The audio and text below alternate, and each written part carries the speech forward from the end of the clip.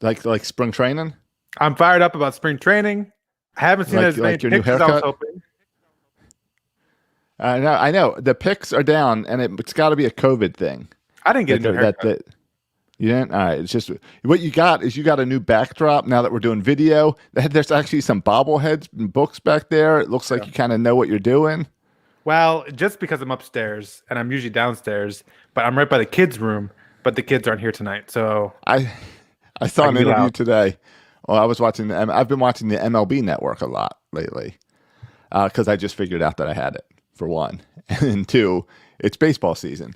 But I've been watching a lot of NBA TV because I figured that you had it, and now I've been watching a lot of NBA TV. But okay, go ahead. Yeah, it's YouTube Live or whatever it is, YouTube TV. I was watching an interview today with a baseball player. I don't remember who, and they were interviewing him, and he was standing there like I am, but he was standing on like a flat wall, like he chose like just a random wall to do as his background, and nothing was on his wall except for a big thermostat right over his shoulder. So I found my eyes kept going to the thermostat behind him. Like I wonder what temperature he's keeping it in his home. Can he afford to crank that AC all year? What was the temperature at? I don't know. I couldn't read it. What do you say your temperature at normally? My temperature is 70 degrees. Do you do there? Is it 70? Do you do no air conditioning? Are you able to open up the windows and just take in that fresh air, or no? Do you need air conditioning? I do no heat. Okay. And I put it to 70, and we open up the windows. But when we open the windows, like the air conditioner goes off. Okay. Well, yeah. Enjoy it, Josh, because in Maryland they're calling for another storm on Thursday, so we keep on getting hit over here. I know. I wasn't going to talk about the weather. I haven't talked about the weather. I just did my air conditioning. I keep my air conditioner at. What do you keep yours at? 69. Really? You think that extra 1 degree helps you? Well, we save a few bucks. Okay. All right. No, I kept mine colder up north. Yeah. Don't know why, I mean I mean this is the heat. So how warm do you want our house? And we also have the wood stove. So when it gets real cold, we get that wood stuff going too. Yeah. I also have a brand new house. So like the energy stuff, like the windows don't leak and everything. Like every house I've had before. I got no insulation on my floor. I don't want to get into this today because we get a lot of oil stuff to get into, but no insulation on my floor. Cold air just seeping through my floor. I need to insulate my crawl space. If anyone does that, I need to get a hold of someone to do that. To insulate your crawl space. Yeah, okay. Yeah. Any listeners insulate crawl spaces? That's what I need. All right. We'll find that person that can insulate your crawl space. I can't even fit in my crawl space. It's a tiny old house, built in 1910. Anyway, no, I'm fired up about. There's some fan graph stuff that came out today. I'm fired up about. Oh, there's lots of fun predictions. Some Keith Law stuff I'm fired up about, and I want to get into, as we have pitchers and catchers reporting, I want to get into some of the kind of intriguing things that I'm looking for in our pitching staff, and a couple guys who I think are big time on the bubble this year as far as pitching goes, and this could be kind of a make or break year for them. So a lot of things I want to get into. Oh, and I saw today this great article headline: "The Orioles are concerned after multiple players arrive at spring training in way too good of shape for baseball." So that's exciting. We're coming in great shape. That's the headline. They're concerned? Yeah, they're concerned. Why? Yeah, suspiciously scanning their social media profiles and contacting agents looking for any signs of disconnect because the Orioles are concerned Tuesday after multiple players showed up for the first day of spring training in way too good shape of baseball. I don't know what any of that means. Where are you reading that from? What are they up to? Are they planning to quit and go play tennis or basketball or something, said manager Brandon Hyde. Watching Ryan Mountcastle sprint between the bases and snatch a line drive out of the air without even breaking a sweat. He must be gunning for a trade to another team. Anthony Santander looks like he lost 15 pounds and looks more like a cornerback than an outfielder. I can't believe that he just showed up completely jacked. At press time, Hyde was issuing an order that every in-shape Orioles player must put on 30 pounds of flab before opening day or risk being fined. You're reading the Pickle. The Onion? Yeah, it says it's America's finest news source. Oh, is that The Onion? I thought that was the Pickle. No, this is The Onion. Oh, the Pickle does the sports ones. But But they can say that because there's no pictures. No pictures. If there were pictures, and by the way, all those were position players who Right, most of them so aren't even down there yet. But whatever. exactly. Um, It's all right. They don't if there cover are pictures, sports. we could prove that they're fat. And yeah, multiple people in the stream are pointing out that it's an Onion article. I know that the Onion's fake. It was for fun. I understand what's going on. Sorry to let you guys know the truth, but I understand. Yeah. So, but either way, it's always fun to see. It's always fun to see people outside of Baltimore talk about the Orioles. Well, the thing is, Josh, come spring training, even though it's not really spring here, another storm on the way, as I mentioned. You want to talk about the weather some more, we can go there. But the cool thing about spring coming and Orioles baseball and pitchers and catchers report is that hope springs eternal. And when you have pitchers and catchers report, everybody's got a chance to win the World Series because everyone's 0-0. Oh, yeah. And I saw Mike Elias today said, guys look great. We got some really good guys in camp this year. Yeah, though We got Matt Harvey and Felix Hernandez. yeah, we have even talked about the Matt Harvey thing, but that We'll get there. Yeah, I'm excited about that. I mean, I've already starting to plan my schedule. Like Emily and I are going to have like one night a week where we can hang out, like a date night or whatever, a hangout night once a week. The rest of the nights, it's gonna be all Orioles baseball. You know what I'm saying, Josh? Do you know what our hangout night is? It's Thursdays. No, we have a thing in our house now. Wade LeBlanc starts. We're gonna go hang out, do something. I said, Emily, that's our night to do something. The rest of the nights, Harvey Hernandez. Oh, see, I mean, I'm gonna be glued to the TV, and then you add that the Aiken and Kramer and Means. Oh yeah, I'm all in for all starts except for Wade LeBlanc date night. See, you got me there because Mandy and I really do have like a date night, get out night, and it's Thursdays because generally Thursdays are like the getaway day and stuff. So Mondays you're normally pretty good, but we've got 336 on Mondays. So then Thursdays is always our date night for the most part, unless it's Thursday night football. Thursdays are generally pretty good days to avoid all this. No, my wife and I really don't do date nights. We have a 1-year-old and a 3-year-old. We'll do date nights in 10 years or whatever. You know, I added this whiteboard behind me. I haven't had a whiteboard since back in Maryland with the studio where we'd write bets down and stuff. And dumb predictions that would never come true. And dumb predictions. So I don't think you can read it where my camera is right now. But I got some dates I marked down. Okay. February 28th, March 6th, March 20th, March 21st, and March 28th. It says 105, 605, 605, 105, 105. You know why I have those 5 dates down? The first date is the opening day of spring training, right? It is. Spring training games? Yeah. That's because I ordered my spring training tickets yesterday. Oh, nice. I bought a 5-game pass to go see the Orioles in Sarasota, and I've got every Saturday and Sunday home game. What's the demand like for 25% capacity? Were they pretty easy to get? Well, that's what I was asking the guy, because individual tickets, I wanted tickets for February 28th. I want to be there for the first day that fans can actually watch baseball. I mean, we've talked about it before, about how everyone's, like with all this COVID stuff, everyone's made a big deal about churches being shut down. But that's fine. You can do all that. Camden Yards shutting down was like shutting down a church for me. Not going and seeing baseball, that's like where I have peace and where I can relax and stress goes away and all that. So not being able to see baseball in over a year in person, I'm anxious to get out there on February 28th and watch some practice. So I baseball is your religion. Is who's your God? Is Mike Elias your God, or is Rod Manfred your God? Let's who's your God say in this scenario? Baseball's not my religion. Baseball's my what would be something to get rid of stress? What's the your drug of choice? Not yoga, but what's the other thing that people do? The meditation. Like a meditation studio would be a baseball field for me. Like the people that just go and stare at the ocean or sit on a rock cliff. Yeah, it's baseball. So I wrote that. I'm 100% on board with you with that. Yeah. So I called the Orioles, and 25% is 1,800 people. That's not many people at all. No, it's not many people at all. So I asked them, I said, well, what type of demand are you expecting? Not really sure, blah, blah. I don't know. Sure. People in Florida are so laid back that it drives me crazy sometimes. and the Orioles ticket staff is as well. But I did have one concern. Okay. When I placed my I know order it's not COVID yesterday, because you're in Florida. but go ahead. yeah, it's not COVID. No. Careful. We don't want to talk politics on Section 336.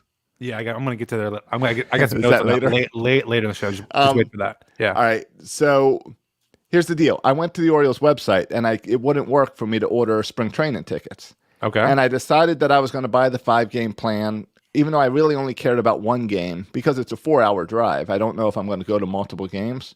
Yeah. But I decided, you know what? It's a business expense. It's for this podcast in Birdland tonight. I need to be at the first game. I'm buying the 5-game plan. Sure. So I went on the website to do it, and it wouldn't work. So I called them. Called over to old Ed Smith. Oh my gosh, phone? Old school. I love it. Yeah. Exactly. I'm telling you, this is an old school thing, and it gets more old school. I call him, and he walks me through the options. We talk about it.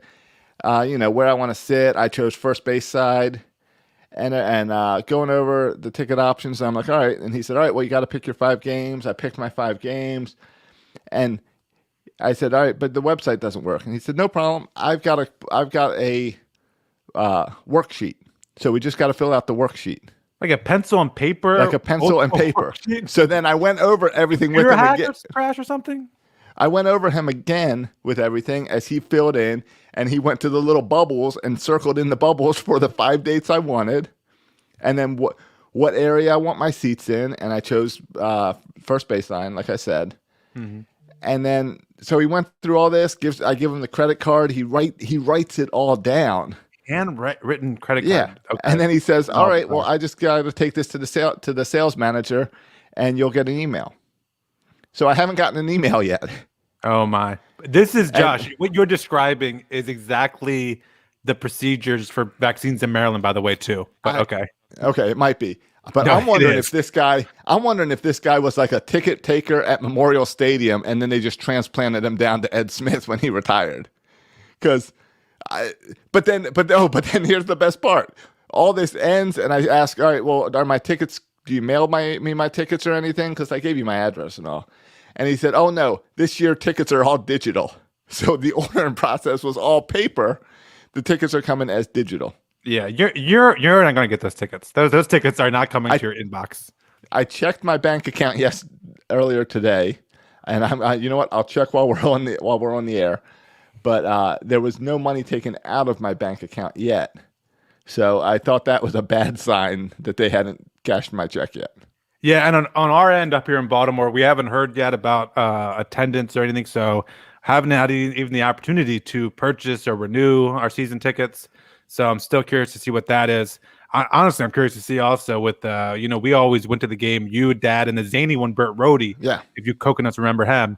And I don't know how, even if Dad's doing, 2 tickets, 3 tickets, he says he's just doing 1 ticket this year, though I think he was joking about it. Mm-hmm. But we're all on hold here as far as attendance and how that's one of my questions that I asked the spring training guy, and he wasn't able to help me because he probably doesn't work for the Orioles and was just some random guy taking my credit card.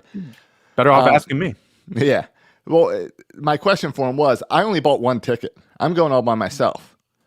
And they kept saying it's 1,800 people spread out in pods. Does that mean I get a pod all to myself, whatever a pod means?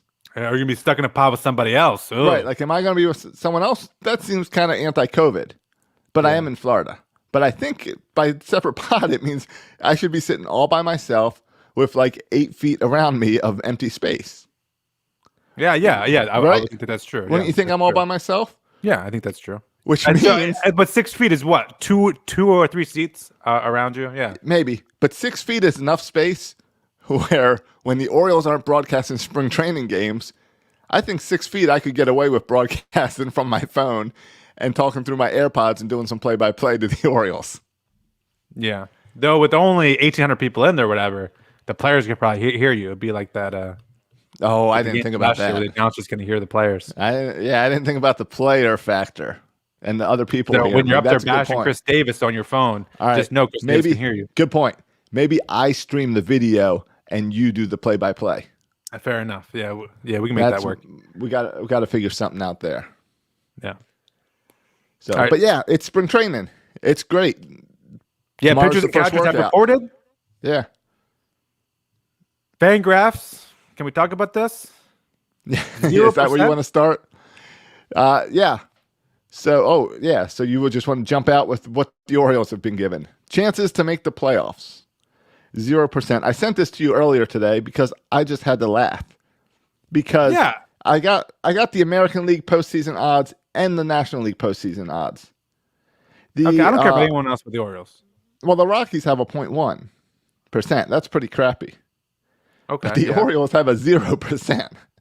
And I don't know how you can do 0%.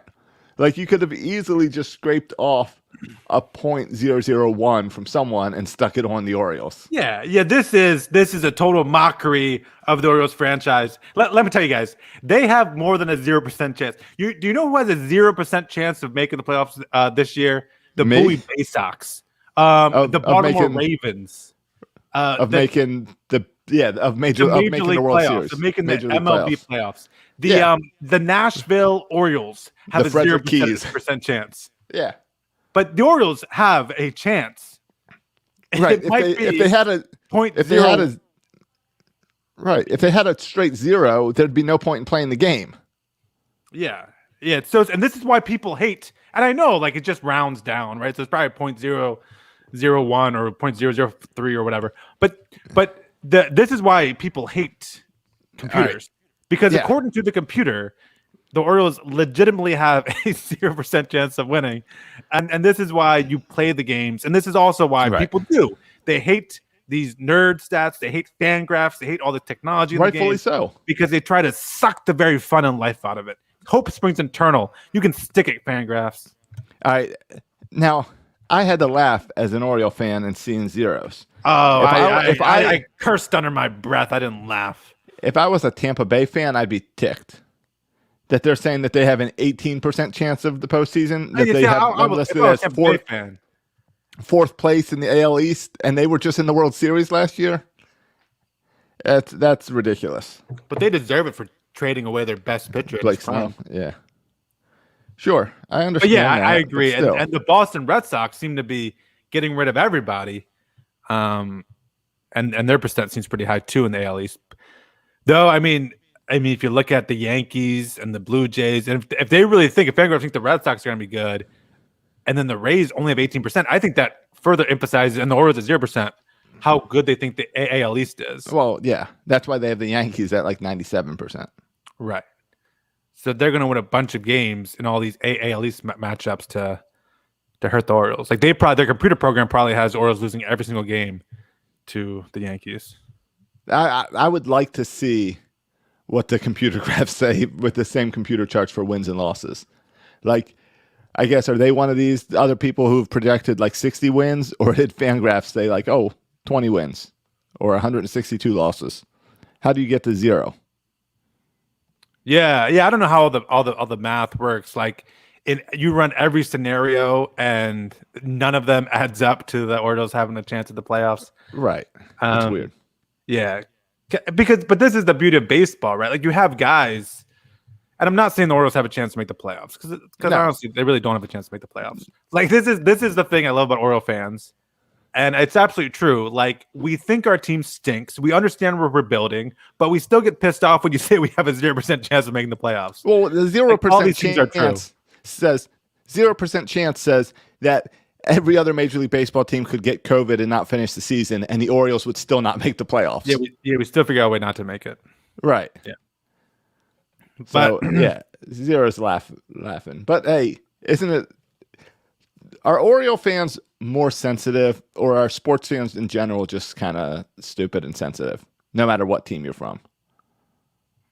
See, I don't know, because I would argue that the media has mocked and picked on the Orioles more than other franchises. And so maybe I'm part of the sensitive fan base you're talking about here. But I feel like the Orioles of the past 4 years, have been the butt of a lot of jokes in the larger mainstream. Even with Mike Elias coming here, we're still like butt of a lot of jokes. Well, why do you think that they got the Onion story today out of all sports training teams that reported today? You're exactly right. I know, and you'll see even reviews of the AL East, and they don't even mention, like Peter Gammons wrote one, didn't even mention the Orioles, like didn't even mention them as if they're not even like, in the AL East. Right. And other people would just like put a funny comment, "Oh, the Orioles will be bad again" or something in their previews of the AL East. Like, Oh, yeah, and they don't do like that for other Bleacher teams. Report type thing. Yeah, and they don't really do that as much for other teams. So maybe I'm oversensitive as an Oriole fan, but it does feel like the national media is hating on us a lot. Right. Though, with a lot of the prospect lists recently, and how they're praising Adley Rushman and DL Hall and Grayson Rodriguez, maybe some of that is changing. Hopefully, Yeah, I saw a lot of prospect lists around 7 and 8 slots, and I think that's respectable. I mean, top 10 is definitely something I can be okay with. Top 10. Oh yeah, love it. Yeah. Now You Keith see Law. Keith Laws? Yeah. Yeah, exactly. Keith Laws was 17. Yeah, which means the best of the worst. Yes. I have a few things to say about Keith Law. Well, let's get into Keith Law. Josh, that ranking of 17 was 17, right? Yeah. That made me so irrationally angry. I can't even tell you. Okay. It's still to this time. It's still right now. Ticks me off when I think about it. And do you know why, Josh? I'll say about this. Go ahead. You know, someone. There's a quote by Mother Teresa, Josh. Let me throw out a Mother Teresa quote. I used to have a devotional book where it was like a quote by Mother Teresa every day to kind of contemplate and meditate on, Josh, to use your word. All right. Yeah, it makes sense.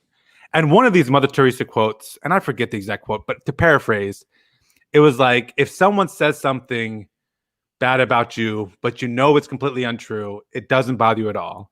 But if someone says something bad about you and there's even a little bit of truth to it, you take great offense at it and it makes you angry. Josh, okay, I want to ask you a question. We do this podcast thing, and sometimes people don't like our podcast. We get criticisms sometimes. We got one last week. Yep. Yeah. So one person last week, a commenter on some forum, said that that it was on Reddit, which we don't respect a whole lot of anyway. Okay, that they like our podcast, but we talk too much politics. Yep. Josh, let me ask you a question. Yes. How did that comment about about us talking too much politics, what effect did that have on you? How did you feel about that comment? I laughed. I took a screenshot and I sent it to you. And I said, I don't think we really talk politics, but nowadays I guess everything's politics. Right. And so your reaction is that first part of the Mother Teresa quote, that the criticism is so outlandish and just wrong that it's not even to be taken seriously, so you can laugh it off. Me, on the other hand, it kind of bothered me a little bit because I felt there may be a little bit of truth in it, and therefore it bothered me. It's like when I'm teaching, and students criticize teachers all the time. You get used to criticism as a teacher, and sometimes students will say, like, "Mr. Soroka, you're an unfair grader or something." I'm like, that's ridiculous. Like, I take time to grade carefully. I'll always consult with kids about their grades. So if you say that about me, it's just ridiculous, and it doesn't bother me at all. It has no effect on me. But if they say something like, "Mr. Soroka, like, I like your class, but the organization that you have is like really bad," and like, I'm terrible at organizing things, anything, honestly. And so, and that criticism affects me because I know it's true, so it bothers me. Yeah, criticism that's true, I think, bothers us more. Sure, I understand that. So Keith Law, this is why it bothers me, because I think he's right. Because first of all, how are you gonna go from one of the worst teams in baseball up to number 7 overnight? That's my first point. It's been 3 years. 3 years. We were the last. But it's not like you've had huge trade pieces to get back top 100 prospects. You've had none. Like, you've had mediocre trade pieces to get past back mediocre prospects. But you had some top picks. You also had top picks, but other teams had draft picks too, right? We're not the only team doing draft picks. We also, just like this year, got into international signings. Other teams have been doing that the past years. True. Now, but the bigger point is, I've seen top prospects, Dylan Bundy, Kevin Gossman, more recently Hunter Harvey, fail. Yeah, like, not live up to the hype. Crap. We're a top 16. We're a 17 team. No. So I'm used, like, I feel like there's like, if you want to say these Yeah. prospects are not as good as people are saying, like, I can get behind that because I've I know. witnessed prospects be not as good as everyone else has been saying for years. Yeah, I see that. I'll tell you, all of these projections and everything, they're all stupid because you don't know. Like when the Astros won the World Series, there was one guy who projected for them to win the World Series. Everyone else thought that guy was crazy because he was at spring training. He was covering them for every game. He was in bed with them. Keith Law has not came and watched a single Bowie Bay Sox game. He doesn't know and see this stuff in person. No one on a national level that covers this team knows the team as well as the team knows itself. So it's hard for me to believe any of these projections, whether it's Buster Olney or this guy or that guy. You see the same thing in football season when Peter King goes and visits every football team for a day. And people get all offended. Oh, he said the Ravens didn't look that good. He was there for a day. Nobody knows anything. It was just a day. And Keith Law does not know. Just like you're talking about math and the stupid computers and rounding errors and all that, they do these projections by giving like each player like a 1 to 5 grade and then adding up what team gets the highest total. Like it's not, there's no science. It's all random and it's all just guesses.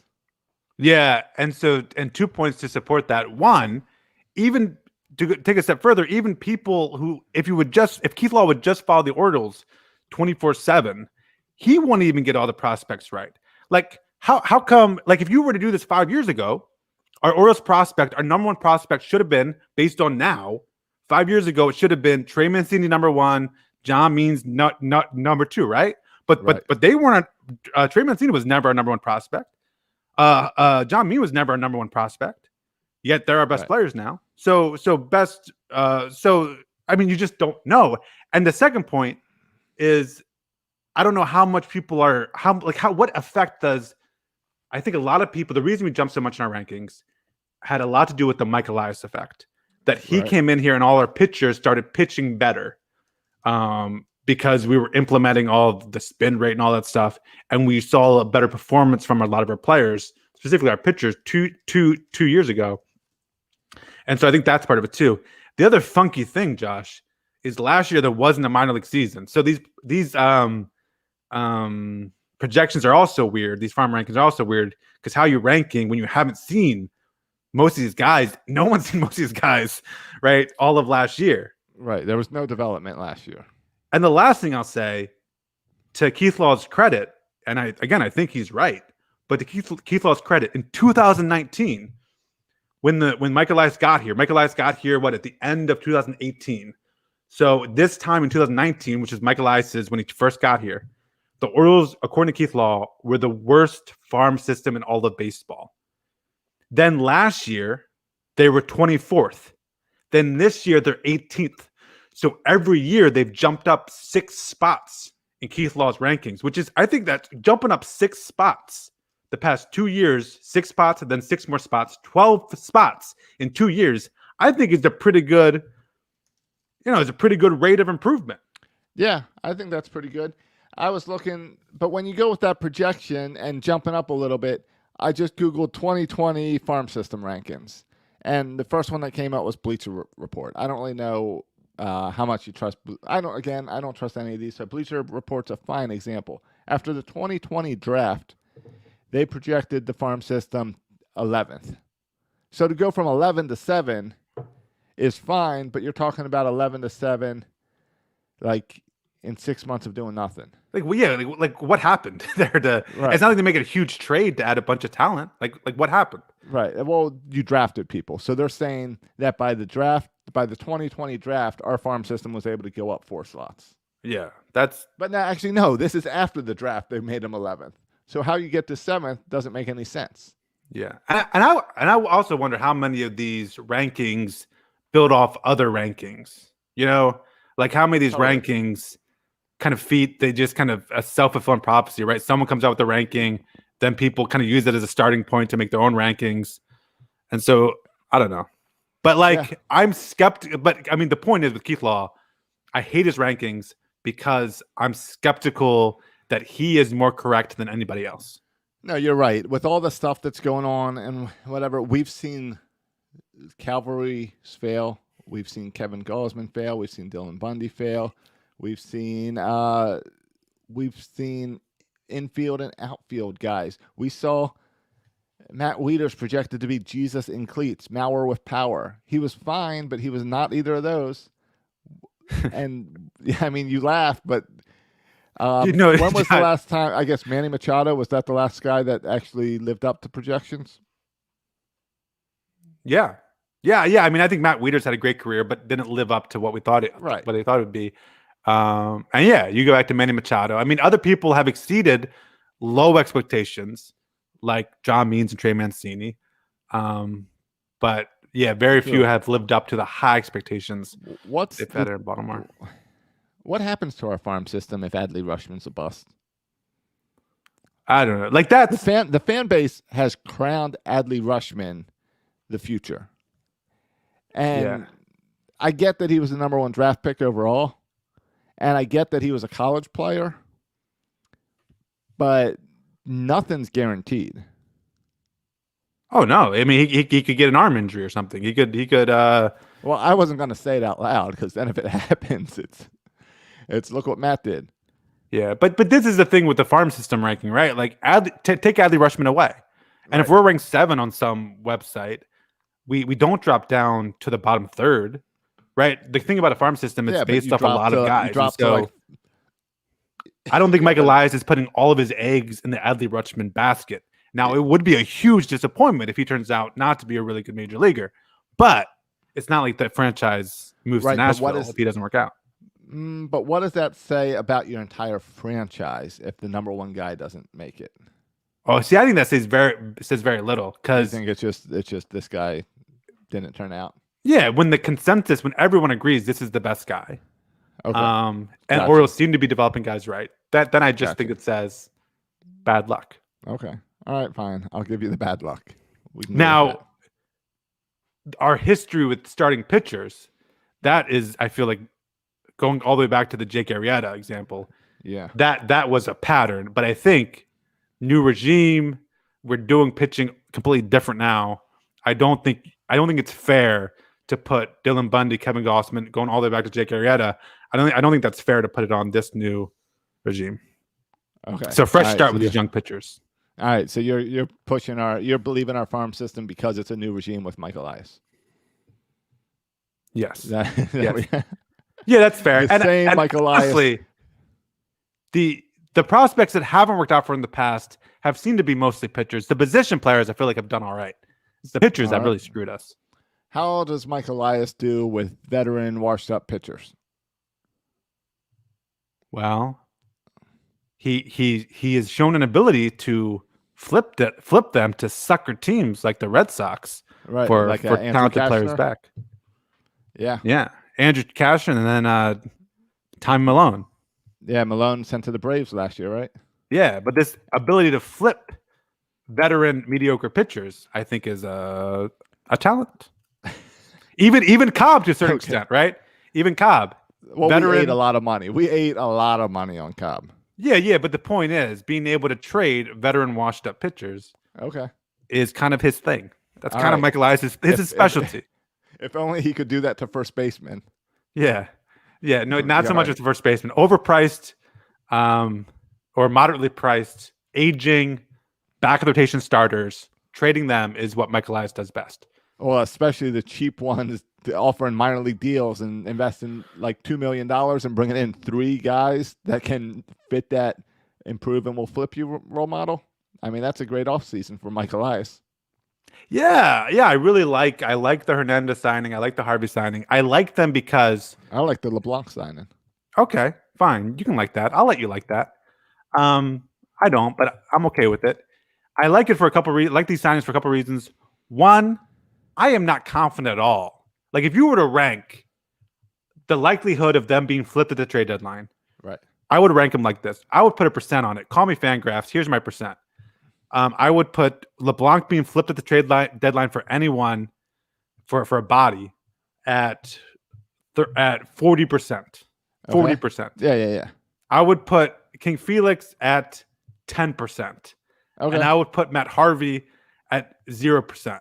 No, all right. My rankings are similar with you, and that's why I like Wade LeBlanc, because I feel like of the three guys, he's the one that has a decent chance to be flipped. Yeah. But I also think there's an equal chance. No, there's a better chance than them being flipped of them just not making it to August for whatever reason, whether it's injury or bad performance.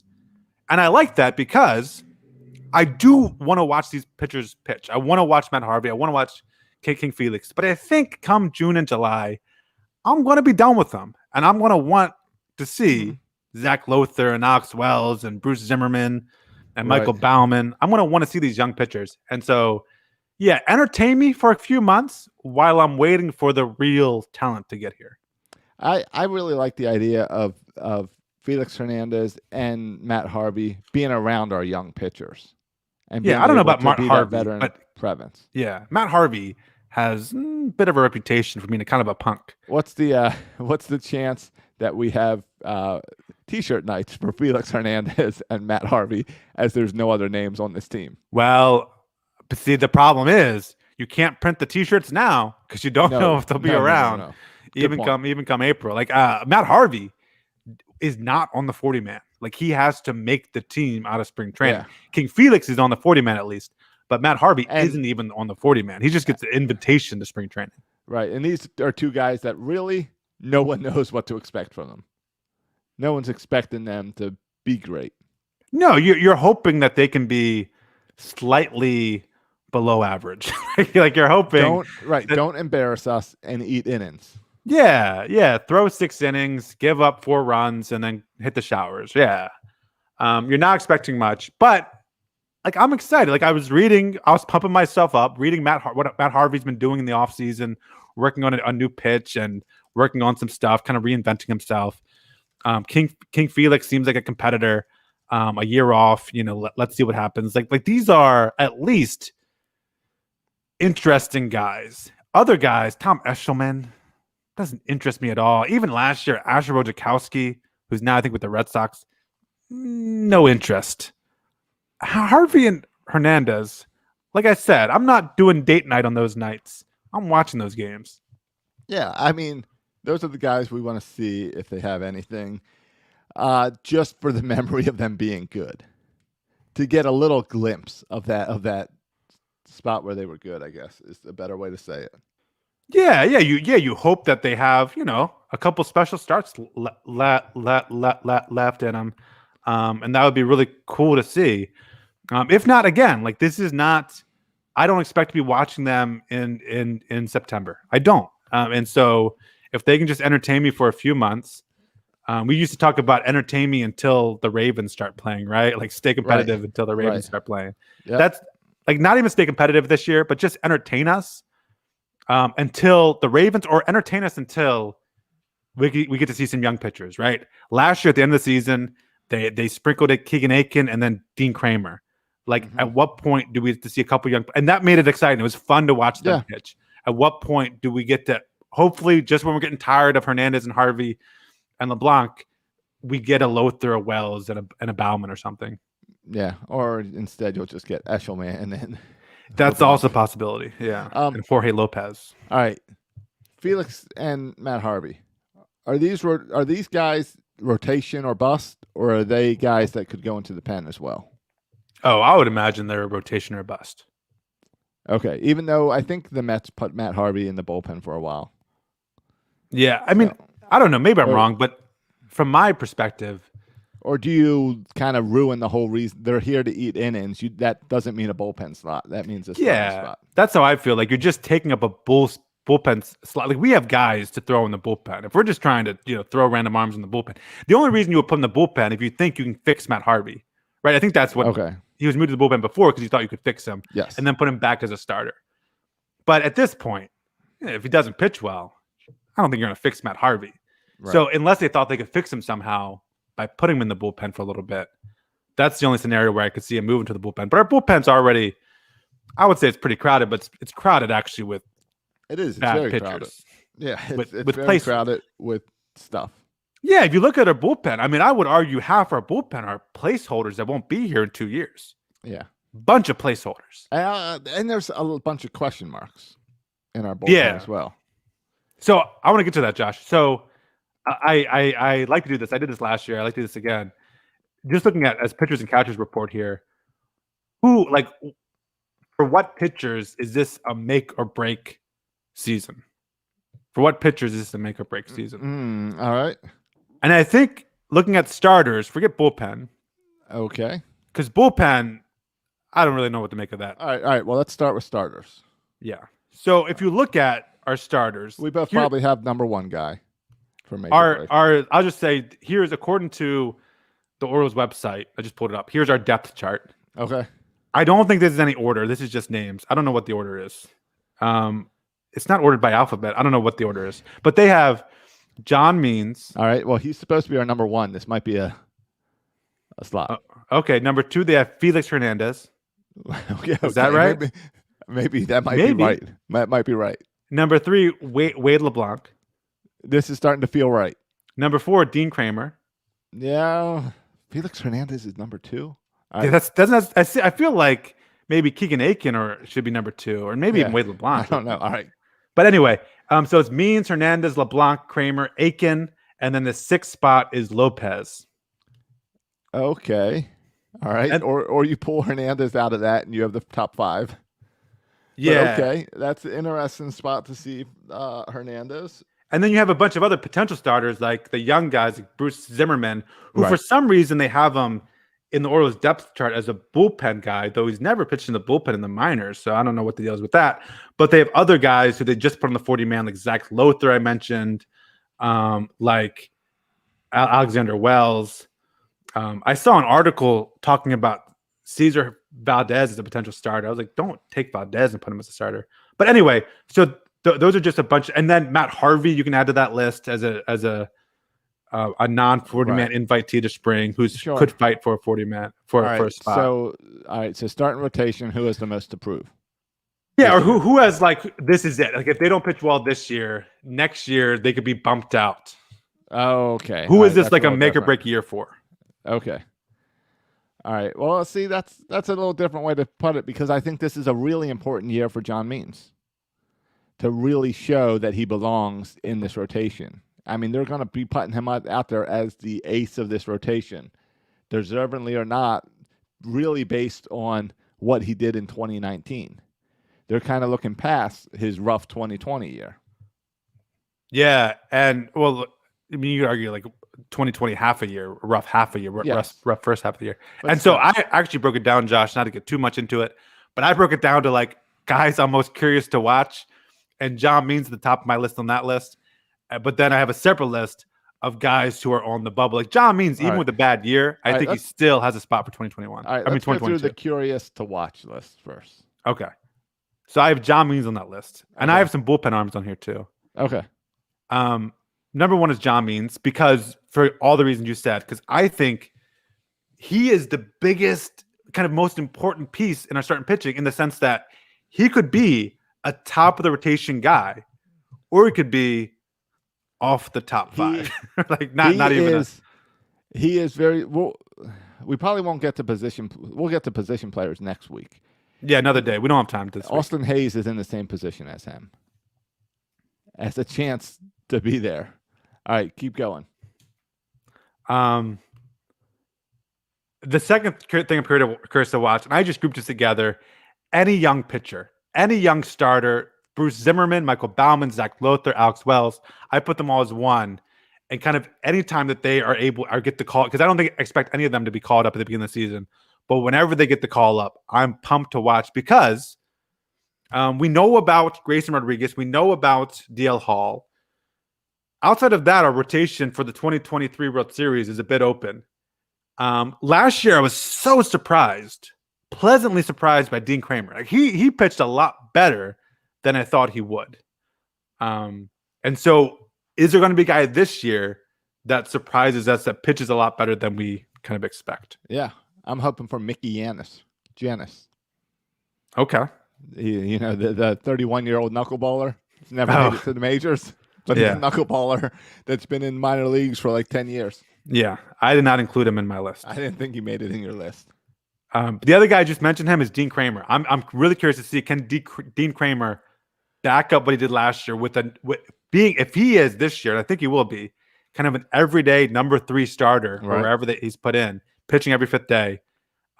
Will he be able to take that pitch like he did last year, or was last year kind of a weird fluky the year? You're going at this. Prove to me that you belong in the rotation the year we win the World Series.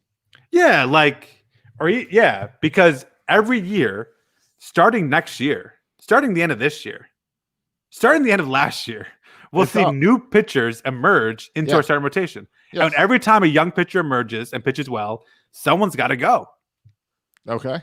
And is Dean Kramer a stay guy or is he a go guy? We got to find out. And we've made it clear that we're hopeful for 2023 as the year, which means it's time to start locking people down. Yeah. And as far as bullpen go, I'm going to group these next 2 guys together. Okay. I said this last year. This is my same answer as last year. Guys, I'm excited to watch last year. Same this year because I love their arms. Hunter Harvey, Tanner Scott. Can this be our back of the rotation duo? Can this be our Britton Chapman? Can this be our 8th, 9th inning kind of combo? I want to see kind of the progression of 2 young pitchers with electric arms, Scott and Hunter Harvey. Yeah, I agree. Those are guys, when you talk about guys that like need to prove themselves, sure, those are big names. And it would be exciting. It's guys, I still have trouble getting over the fact that Hunter Harvey was a bust in the rotation. Yeah. So I need him to do a little Zach Britton magic and prove himself in the back end. Yeah, I agree. And I'm also still really concerned about the injury stuff with Hunter Harvey. Is he a guy who you can count him for entire season without being injured? Okay, sure. All right. And I just have one more that I'm kind of curious to watch. And here's a guy who's been mentioned every now and then, a bullpen arm. But can I interest you in these stats? In last year, he didn't pitch last year because the minor league season or whatever. But in 2019, playing on 3 different teams, he pitched 73 innings out of the bullpen, and struck out 110 guys, and held batters to a batting average of 184 over 3 teams. Three teams. Last year in 2020, he played on 3. No. I'm sorry, in 2019. He didn't play last year. I didn't think people got passed all around like that last year. Yeah. So he took last year off, pitched for 3 teams. Really, you're that intrigued by Felix Hernandez? No, and this guy. Who are you talking to? Who are you talking about? I'm talking about, and this is the guy we got for Dylan Bundy in the trade with the Angels, Isaac Mattson. He's an intriguing arm to me. The stats are kind of jump off the page. He's 25. He's still young. So I'm excited in the bullpen to add to the Hunter Harvey, Tanner Scott. I'm also excited to watch Isaac Mattson. All right. So you're thinking Isaac, Hunter Harvey, and what's his name? Who am I? Tanner Scott. Tanner Scott. I wanted to say Luke Scott, but I knew that was wrong. Tanner Scott. You think this can be our like 7, 8, 9 close out the game guys? Yeah, I think they have the potential, and they're all young, right? So they're all are unproven, but I think they could have the making of it. And if you look at just imagine if you went, if you brought Isaac in, then you brought in Tanner Scott, then you mix in a little Mickey Janis before you go into Hunter Harvey. Bring that knuckleballer in between 2 fastballs. That's what I'm looking for. All right. Well, we have that almost have that equivalent in Cesar Valdez with his 88 mile per hour fastball, whatever it is, 86 mile per hour fastball. We have that in our rotation with Felix Hernandez and Matt Harvey. Yeah, but the rest of the bullpen, you look at guys like Cole Sulser and Paul Fry, who's a nice pitcher, but whatever. Tom Eshelman, right? Travis Lakins Jr. There's just no one who. Some people are excited about Dylan Tate. He really doesn't do it for me that much. I think this could be a make or break year for him. How about a bad? Do you like a bad? Yeah, I mean, if a bad makes the team, I don't think he's even on the 40-man, is he? I'm not sure. He might not be. I think he's another roster invite guy. But no, I don't like him for the whole Manny Machado thing. If If you recall my comments on that. Yeah, I but do remember that. but most of the guys, like all those guys I just named, are fillers. Matson and Scott and Harvey aren't fillers. The rest of the guys, just All fillers. right. How about the 2 Rule 5 guys? We got 2 Rule 5 pitchers. Do we hide any of them in our bullpen? They can't be fillers. They're more like just space taker uppers. Like, if you remember, it was Tyler Wells and Max Scarello, something like that. And Yeah. they're both Rule 5 guys, so I don't know. Like, Yeah. Dan Duquette would have kept one of them. I don't know what Mike Elias does with Rule 5 guys. Yeah, that's a really good point. Mascarello, and Tyler Wells. I don't know. I would be. I mean, Tyler Wells. We talked about this before. I like him because he's freaking 6'8". That's just so impressive. 265 pounds, 6'8". But I would be surprised if they both broke camp. But I just said there's a whole bunch of fillers in the bullpen. That's true. So to me, like, what's the difference between Tom Eshelman and Travis Lakins and Cole Salser, or having a Tyler Wells and Max Scarella back there? Like, well, to me, there's no difference in those guys. It's all about getting out of the inning. But you're right. Why would we keep Tom Eshelman? Tom Eshelman's not part of this future. One of these guys might be. Yeah, and so if you think that there's any potential with Mac or Tyler, like, I would go with them. And we've already said we have a 0% chance of making the postseason. So let's just go all Rule 5. Yeah. See what sticks. Now, if some point you don't think Mac or Tyler can get major league hitters out at any point in their career, then fine. You go back to the drawing board with Cole Salsa or whatever. But I would lean to them in the bullpen because you have, again, a bunch of fillers in the bullpen. All right. Well, I mean, again, like you said, those are the guys to watch. That's what all this season's about. This is the season that you sign up for the MILB TV and watch some minor league baseball and try to get some. Did I tell you? They finally reshuffled AAA divisions and everything. So now the Norfolk Tide are in the same division as the Jacksonville Jumbo Shrimp. Yeah, I saw that. Which means all these future Orioles are going to come down here, and I get to go see them at like a 30-minute drive. Yeah, and this is a perfect year to watch Norfolk. I think the rotation's going to be stacked. Yeah. I reached out on Twitter. I was like, hey, Norfolk PR guy, it's time to get to know me. Yeah. Because I want to see you when you're down here in Jacksonville. Yeah, no, I think that's cool. So, all right. I think that covers our pitchers and catchers report. No, I didn't tell you who the 2 guys I think this season's the most important for. Could you maybe do the curious guys first? All right, fine. 2 guys this is the most important for. The one guy that you haven't mentioned yet. Yeah, I haven't mentioned these guys. I mentioned them, but in a previous conversation, just in passing, when I was talking about the depth chart in our start rotation. Who's a guy who is potential to start this year, and if he starts well, could be in the rotation next year, but if he struggles, he's done. He's not going to get another chance. Cody Carroll?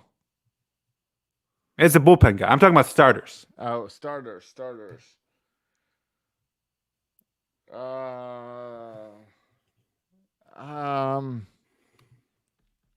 Aiken. Did you mention Aiken yet? No, I think Aiken's one of them. That's one of them. All right. Because here's a guy. Bad minor league numbers, like always kind of up and down, working on new pitches in AAA, working on his changeup. Really impressed last year when he came up. But as far as throws fastball in the low 90s, doesn't have electric stuff like some of the other pitchers have. And so I feel like Keegan Aiken also, he's still young, but not, he's 25, he's a guy that I think will get a chance to start every 5th day this year. But if he struggles come next year, I think you could be looking at a young pitcher taking his spot in the rotation if he doesn't pitch well. I think it's a really big year for Keegan Aiken to prove himself that he can be a starter in the major leagues. All right. Well, if you're then leaning on Keegan Aiken, then it's also then the other one's got to be Dean Kramer. Yeah, no, actually, I don't have him because I think Dean Kramer. You think he's shown enough? Yeah, I think his stuff, like not low 90s, but mid 90s stuff, he's got enough. His stuff is a little more electric that I think even if he struggles this year, the leash will be a little bit longer with Dean Kramer, and he might get another shot next year, even if he struggles. All right. So the other guy is Jorge Lopez. Oh, I didn't even think he was going to make the rotation. All right, Jorge Lopez. He's 28, right? So he's a little bit older. MLB career, he has an ERA of about 6. But they like his stuff. Like they're into Jorge Lopez spin rate. They're into his curveball. He's got a nice curveball. Like they like Jorge Lopez, but he could go the way of Asher Wojciechowski if he doesn't pitch well. But like if they think he can live up to this spin rate and this talent that Jorge Lopez has, he could make a case to be in the starting rotation next year. But if he doesn't pitch well, this has to be it for him. He's 28. Last year he had an ERA almost 7 in 6 games started. So I think he could quickly either move to the bullpen or be cut if he doesn't perform this year. So Jorge Lopez, this really is like Keegan Aiken. I think kind of make a break for Jorge Lopez. Like this is it. Yeah. All right. Yeah, you're right. Because if it's a guy that I think's not even going to make it, then obviously he's the guy on the bubble that has to prove it. Yeah, and that's another interesting thing, right? Like if Harvey pitches well in spring training, if Hernandez pitches well in spring training, all right, then one of these guys have to go. Yeah. The problem is if they both pitch bad, then these other guys have to fit in. Yeah. Someone has to. You still got to have 5 pitchers. Yeah, I wonder if the Orioles would tinker. Would tinker. Will the Orioles tinkle? Would tinker? Let me write down a show title. No, that's not a title. Don't make that a title. Would tinker with a 6-man rotation because you have like really young arms or old arms that are about to fall off, and so if you want to preserve the arms of maybe a Matt Harvey and a injury-riddled Matt Harvey and an aging Felix Hernandez, while also limiting the innings of a young Dean Kramer, Keegan Aiken, maybe you go a 6-man rotation and you sprinkle in Jorge Lopez in there as well, or something. My laughter about how are the Orioles going to fill 5 men is you saying maybe it's time they go to 6 men. Hey, and you never know about injuries, but I could make an argument here that you have John Means, Felix Hernandez, Wade LeBlanc, Dean Kramer, Keegan Aiken. Oh, shoot. Jorge Lopez and Matt Harvey. That's 7. 7-man rotation. Well, there is a lot of concern that after the short season and the weird COVID stuff that you're going to need pitchers aren't going to go as long and pitchers aren't going to be able to pitch as much. So maybe we go a 7-man rotation. 7-man rotation. Yeah. That means you pitch once a week. And with off days, it pushes you back even further. Yeah, but I mean, but that's honestly, that's what we have here. We have 7 starters. Those guys are starters I just named. The other guys, I think, they're not going to want to push up, even though I would argue that Zach Lothar probably better than Jorge Lopez. I think they're going to have a rotation in Norfolk with 5 potential Orioles in there, and I think they're going to run out those 7. And the best of those 7 will make the roster. Either you'll cut Harvey or you'll do a 6-man rotation or you'll move Lopez to the bullpen. But I think the starting rotation jobs to start the season is between those 7 guys I just said. Means, Hernandez, LeBlanc, Kramer, Aiken, Lopez, and Matt Harvey. That's the list, I think, for the starting rotation. You joke about a 7-man rotation when what you really mean is we have a 1-man rotation and a bunch of other guys. Yeah, well, and that's the question. I don't know. Like we have, John Means is the guy. Yeah. Yeah. I mean, is Dean Kramer the guy? I don't know. Is Dean Kramer a guy? He might be a guy. Dean Kramer might be a guy. He might be a guy, but we have 1-man rotation. And if you talk to some people, Keegan Aiken might be a guy. Fine. Yeah. All 7 might be a guy. The question is, right now, what do we know? If you had to put in guys that you only knew, it would be only 1. Right, and this is why the Orioles are projected to have a 0% chance to make the playoffs. Yeah, to go all the way back from the beginning of the show. All right, we understand we have a 0%. Yeah, makes sense. But 17th makes sense. But the thing is, Josh, Fangraphs doesn't know.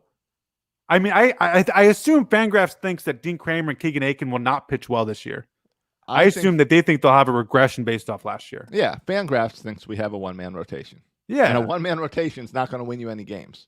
I think Fangraphs views John Means probably as a number 4 starter, right? And we view him as a potential number 1 or 2 starter. We have him as a potential number 1. Well, he is our number 1. He is our number 1. I don't know if we view him as a number 1. This is going back to all those debates. Is Chris Tillman an ace? Well, if he's your starter on opening day, then yes, Right. he is our ace. Yeah, and Joe. Now, Flacco's would he be an elite. We've ace been for any there. other team? Would John Means be an ace for other teams? No, but he's our ace, It and he's doesn't- showing the potential to be, I think, a top rotation starter when his when his head's on straight And and it has his doesn't stuff. matter. We just want to see John Means in Camden Yards on April 1st. Absolutely, It's fine. in person. Wear the orange, and we're good with you. You Yeah. don't have to win. Wear the jersey. Fair enough. All right, we good now? We cover all the pitchers and catchers news. I guess. I mean, I They could work give out you a better tomorrow. assessment of Jorge Lopez if I see. Does Jorge Lopez look I a know. little chunky? Today- Is he really in shape? How reliable Co- is the Onion article? Like, there's some things I still want to know about Yeah. these pitchers and catchers. Not to bring up politics, but COVID has ruined today because today is supposed to be when we get all the pictures of the beards and the bellies. And Yeah. COVID ruined that. Yeah. Yeah. Surely someone can sneak in there and take a picture of a beard or a belly. I am very disappointed in the Orioles' own social media. Though they had some pretty funny posts today about the 0%. Did you see those posts? No, I did not. They had funny posts about the 0%. And Some funny today, replies. today was the weird report day. Tomorrow's when they're out in the field throwing. So Okay. tomorrow's the beer and belly day. The beard and bellies day. Yeah, I want to see some bellies tomorrow. Yeah. Yep. Orioles starting pitcher most likely to have a belly tomorrow. Answer: Keegan Aiken. Mark it in the book. Crap, you stole my answer. Keegan Aiken is the belly. Yeah. So, all right. Well, we'll see that tomorrow. I'm sorry, we went a little bit long. We I don't didn't. know. Did we go long? Well, we always go about this long. We always no, but go Josh, about I'm an saying hour. we're not. We. There's more to the show that I guess we're gonna have to cut now. Oh, okay. Do you want to cut stuff or do you want to go long? Well, we got ball 4. I completely forgot about ball 4. Oh my gosh! So I think about in the week ball 4. All right, fine. Let's go ball 4. All right, I'll go still first. Still don't have the sounder yet for ball 4, but ball 4 is where we do our non-baseball topics. Non-politics. Non-baseball, oh, let me cross out politics. All right, ball 4. Yeah. My second one might touch on politics. You have to tell me. You need to give me like a little buzzer. We need a buzzer sound if we get too close to the political line where you like beep them out to make sure to get them back on the right line. Like those cars that when you start to go off the kind of the center line, Beep, beep, beep, beep, beep, beep, beep, beep. We beep, need that beep, when we beep. start talking about Need that politics. Beep, sound? beep, beep, All beep. If we get too close. The stay in your lane beat. Yeah, stay in your lane. The stay in your lane bleep. Exactly. We got to stay in our sports lane. No, speaking of staying in our sports lane, my first ball is Josh. You would not believe how hard it is. Maybe you would. I don't know what you know about kitchen stuff. Okay, kitchen stuff. Josh, we got made a pretty good hot pocket today for lunch. Okay. Do you have any idea how hard it is to get a frying pan? Not get a whole set, but just get a single frying pan. Oh, I do know about this kitchen stuff. Yes. Okay. Because Yeah. it's hard. Yeah, because you didn't want like a cast iron one. You wanted just a normal like non-stick frying pan. Well, and Emily's has gotten super into like these non-chemical stuff and having things without chemicals. I you know know what I'm talking about. Mandy's birthday was in October. She wanted a new pan. Yes, With a chemical-free not- pan. A chemical-free pan, but non-stick, but no chemicals. And not a whole set, but just a single pan. Yeah, and like something else weird about it. Like I had to look at the label. Yes. How long did you have to wait to get one? How hard did it take to find one? I ordered a whole set because I couldn't find it. Yes. So I said, hey, you got a whole new set of pots and pans. Yes. We didn't want the whole new set. We just wanted one single frying pan. Had to wait on a 2-month waiting list. And we finally got it this past week. That's pretty funny. You had 2 months for one pan. For one frying pan. And I was like, Emily, why can't I don't understand this? Like, okay, I could see how Amazon has a backlist, whatever, to 2 months. Like, Emily, go to freaking Bed Bath & Beyond. Just go to a store, buy a frying pan. I said, you can't. Right. You can't. You can't go to the store and buy a frying pan? Yeah, no, I did a bunch of research for Mandy's birthday and ended up ordering a whole set. So I've been there. But And Josh, understand. I use this to say, I cooked dinner yesterday for the first time in probably, I don't want to say, like, I make my own lunch, but Emily does the dinner cooking in our house. And I haven't cooked dinner in months, to be honest. And I cooked dinner last night. and the frying pan is freaking amazing. I said, I'm cooking for the rest of the week because this frying pan is a life changer. It's amazing. Okay. It doesn't stick. It cooks everything perfectly. I'm in love with it. I'm cooking all the time now. Man, just imagine if you had a whole set. Oh, shoot, a whole set. You want to be able to give me Josh, the second this podcast episode ends, I'm going to the grocery store because I need to get some more groceries for what I'm cooking over the next week. Well, maybe you'll be in luck, and it'll be like when we were kids, and they would have the display where you could get like the frying pan of the month. And remember, like every month you would get a different frying pan or a pot or pan until you had the full set. Yeah, kind of like encyclopedias. Yeah, I just need the one frying pan though. I do it all in this one frying pan. So that's all right. That's all I need. All right, and then I go to pioneerwoman.com and get my recipes. All right, go ahead, Josh. What's your ball? Ball two is magic. I'm into magic lately. Okay. I stumbled upon the TV show Fool Us with Penn and Penn and Teller. Yeah, and they have magicians. Are they still doing shows together? Yeah, so they have. It's like a reality show where other magicians come on, and they have to do their magic trick, and then Penn and Teller have to like tell them how they did it. And if Penn and Teller can't figure out how they did the magic trick, then they win for that week. Nice. Something like that. But like I found a whole on my Plex. I'll tell you about my Plex thing later. But I've got this Plex thing, and they had a whole bunch of seasons on there. So I started watching it, and I'm really enjoying magic now. And so I've taught myself how to do some little stupid magic tricks, and I've been really impressing the 6-year-old, 7-year-old, whatever Camden is. Oh yeah, that's cool. To impress kids with magic, I still do the penny out the ear thing. Yeah, that's always a winner. Yeah, pulling stuff out of her ear that I could do already, and now I'm doing a lot more palming and stuff, and making her have a lot of fun and try. Think you're a wizard? Yeah, she thinks I'm a magician. Yeah. Ball 3, beat me, Josh. If this is too close to political, but I'm not a big eating dinner out. Like I've never been a big restaurant guy, and since I had kids. My ball 4 is also about eating out. So go on. And since I had kids, I like never eat out because taking kids out to restaurants is like a nightmare for me. I just hate it. And especially when it's just like me and the kids, like forget about it. I just don't do it anymore. You know what's awesome about is when the kids get older and Mandy and I go out to eat and like have a quick date and we run out for lunch together or something. Yeah. We can just leave the kids at home. Yeah. I look forward to those days. I'm not quite there yet. But I've gotten super into lately doing curbside pickup with the COVID. Oh, and a lot of restaurants doing curbside pickup. If you like curbside pickup, wait till I show you this thing called DoorDash. Okay. See, I am opposed to Grubhub and DoorDash, and I don't have the app. I've never used it just because I've been like, I'm the type of guy who, if I order pizza, I'll go drive and pick up the pizza as opposed to paying $5 delivery fee, then $5 for a tip. Like I'll just go pick it up myself. But the thing about it is, you get takeout. You don't have to worry about cooking the dinner or doing the cleanup. You know all the reasons you like about the restaurant, but not dealing with all the nonsense of being in a restaurant. And the other thing I like about it is, Josh, and this is where you might have to beat me, but I also feel. Like yesterday, I went to the Fisherman's Inn, or no, this is Sunday for Valentine's Day. Went to the Fisherman's Inn for takeout. I always leave a 20% tip, even if I just get takeout. I don't even know what I'm tipping. It's a little cheap for COVID. I know, but like I feel like 20% for not even going in to eat and using a waiter. I feel like that's pretty generous. Okay, all right. We'll leave that up to the listener. When I order takeout, not only because my issue with restaurants and with Grubhub and DoorDash was I'm just really cheap. Like I'm a cheap person. I don't want to spend the money.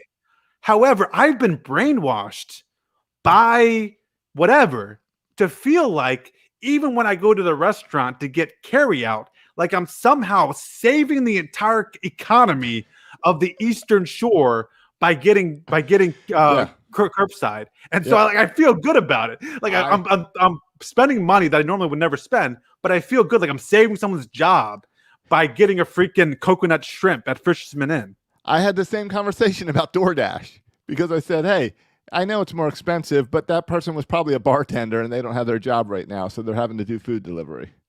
Oh yeah, yeah. So I want to go as far as doing DoorDash, which I feel like is giving them an extra $5 for no reason. But Right. I will go in, and I've been going a Yeah. lot more, like once a week, to a local kind of restaurant and getting curbside. All right. Cool. My I've also been going to, what's also a good place to go to around here is there's always mentions on the Bat Around that the Oh. Bat Around always mentioned Big Bats Cafe over Big here. You Bats remember that? Cafe. I've been there like once or twice. All kids meals are $5. It's a Nice. lot of food for the kids meals. Just Yeah, $5. but I feel like Big Bats Cafe is a place you go to like to go eat inside. And Yeah, be I around know. all They the got baseball cards and stuff. Yeah, they got the baseball cards. They got the arcades there. Right. It's a cool place inside. And one day when we go back inside restaurants, when COVID's over and my kids are teenagers, we're gonna go inside and have a great time. Mandy and I will go out to a restaurant and we'll eat at the restaurant, only outside. But it's Florida, so we can have outdoor eating everywhere. Yeah. So we eat outside, and then we'll hit McDonald's on the way home and give the kids McDonald's. Yeah. That's how we're cheap. Yeah. Yeah, I get that. My ball four, I was thinking about sharing about a restaurant too. I got a new favorite restaurant down here. Zaxby? Well, no, I like Zaxby's. Okay. But Because I'm watching your YouTube TV and that's all I see. And then I want Zaxby and I don't have a Zaxby. That And it new makes me Zaxby's mad. sandwich looks pretty good. I haven't does had look it pretty yet, good. but I keep seeing it as well. I might have to go tomorrow. No, Mandy and I have the new lunch location, and it is, the car dealership Ford? Sure. They opened up a restaurant down here called Ford's Garage. And it's a big restaurant right next to the Ford dealership.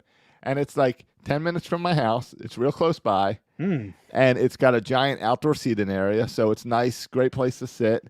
And they have a meal what's my favorite meal at Camden Yards? What do I get at Camden Yards? Chicken tenders. No, not the chicken tenders. When I feel up to walking all the way down the stairs. The chipper.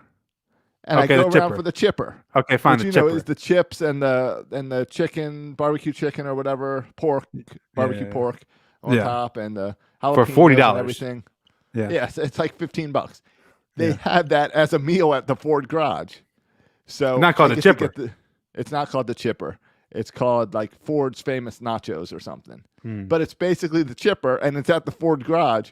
So I've been going there, and I keep all the food names aren't car names. There's not like the Ford Explorer and the Ford Focus and as food Ford, names. No, like the That's Ford too bad. Mustang. Yeah. Taking all the food. They're not. They're not. They're when I went there the first time, the waitress said, "Welcome to Ford's Garage. We're famous for our beer, our burgers, and our bathrooms." Do they have nice bathrooms? And I just looked at her and she said, "I'm not going to tell you about it, but we're famous for our bathrooms. So make sure you check out our bathrooms." You check it out. Yeah. What The bathrooms. What happened when you walked in? Well, like the sink faucet thing is like a gas pump, so water pours out of that, and I like see what the you did there, urinal is like a keg, like cut in half. Okay, I see. That's cute. I don't really know like how they're famous for their bathrooms, because it would be awkward if I took a picture in the bathroom to say, "Hey, let me post this bathroom online." And famous for how long have they been around? I don't know. I imagine that they must have others like across the country, and this Okay. is just new here. This is the only one here. Because you're not famous for something if you just opened up in the past year. Right. In a few weeks, I might tell you about Buc-ee's. I think Buc-ee's is going to be my ball four in a couple weeks. Okay, well, you only have 2 balls, so you're throwing an extra ball I in know. here, and that's a violation. I'm just giving you a little preview. I haven't been there yet, but they open up. They open up next week, I believe. So Buc-ee's will be an upcoming ball. All right, fine. And I'm almost finished my Obama memoir, so you look for that one too. You're going to beat me on that one big time. I'm pretty sure they're going to be about the same reviews. Real quick, we're on the Birdland Tonight feed today. Want to remind everyone to go check out Birdland Sports on YouTube, Twitter, Facebook, Twitch. All those, like and follow those for Birdland Tonight. We've shared it before. It's our post-game show after all the Oriole games coming up. And we're doing a lot of spring training content. Like a couple times a week, we're hopping on and having different hosts talk Orioles. So make sure you go and follow all of that over at Birdland Sports for Birdland Tonight. This is an iTunes thing too, right? I can follow them on subscribe on my Apple Podcast. Oh yeah, subscribe in your podcast too, and you'll get the audio of the recording.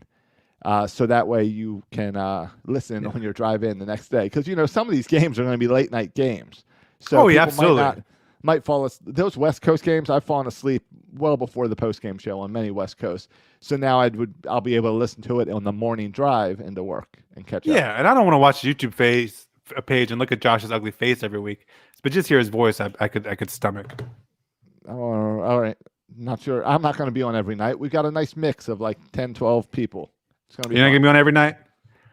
I mean, I Okay. got nothing else going on, but no. Yeah, and I I'll think you take might some need nights to. off. If I know Josh is, if he doesn't like how one show's going, he's gonna step right in there and say, "Scoot over, Jimmy. I'm in charge now." Is that a possibility, Josh? I guess it's a possibility. Sure. I guess so. I'm not going to say it's not a possibility. I am listening to myself as the producer, I guess. Okay. So, yeah, we'll figure it out. Check it out. Also, thank you. We've forgotten in a couple weeks to thank our Patreon members. Yes, we appreciate you all. Yeah, we appreciate all you guys. It's why the rest of you get to listen to this ad-free and commercial-free, except for commercials for stuff like Birdland Tonight that we want to share about, but no commercials thanks to our Patreons. You can help us out by going to section 336 and clicking the support button at the top. Yep. You can also follow us on all our social media pages and write us a review on iTunes or wherever you listen to this podcast. Yeah, baseball season's coming. Start spreading the word. Yeah, absolutely. That iTunes review helps a lot. All right. I don't know how, but somehow it does. Every time there's a new review, it helps people find us. Yeah. I just want to have more 5-star reviews than our competitors. Is that asking too much? I haven't compared lately, but yes, please make us have more 5-star reviews and more comments. Yeah, I haven't compared either, but that's all right. I want. By April 1st, I want more than our competitors. Yeah. Who will join us on Birdland Sports tonight? All our competitors will, yes, and we're excited about that. Absolutely. They're our competitors and our friends. Right. All right, boys and girls, thanks for listening. Follow us on Twitter. You can follow me on Twitter at Section336. You can follow Josh on Twitter at Josh Soroka. Thanks for listening, boys and girls. And as always, go O's.